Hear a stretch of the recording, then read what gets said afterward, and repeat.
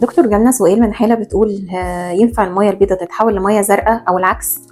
طيب ده برضو يرجعنا لنقطة هي المية البيضاء عبارة زي ما قلنا كذا مرة إن عدسة العين بقت معتمة. العادي ده مش مشكلة، تفضل مكانها وما بيحصلش أي مشكلة. طيب إمتى تتحول لمية زرقاء؟ اللي هي عبارة عن ارتفاع في ضغط العين. المية الزرقاء ضغط العين بيرتفع جامد فيضغط على العصب فيحصل مشكلة ضمور في العصب البصري مع الوقت وكده. لو انت انتظرت على الميه البيضاء لمده طويله، او لو كانت سببها مثلا خبطه في العين في الكبسوله بتاعت الميه البيضاء اتفتحت فتعمل التهاب عنيف ممكن يؤدي لضغط العين يعني يبقى ميه زرقاء.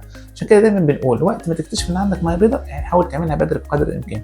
كل ما بتاخر عليها كل ما فرصه ان يحصل منها مضاعفات بتزيد، ممكن فعلا تقفل خالص النن بتاع العين فضغط العين يرتفع بصوره عاليه جدا. نيجي بعدها لان النظر ضعف بصوره شديده، حتى لو جينا نعمل عمليه بعد كده تبقى نتيجتها اقل كتير من لو كنا عملناها بدري.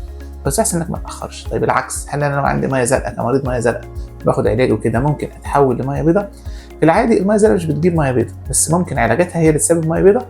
احيانا في انواع معينه اللي هي نتيجه التهابات بتسبب ارتفاع في ضغط العين وحصل العين ميه زرقاء ممكن تتحول لميه بيضاء، لكن الاغلب ان الميه البيضاء هي اللي بتجيب ميه زرقاء.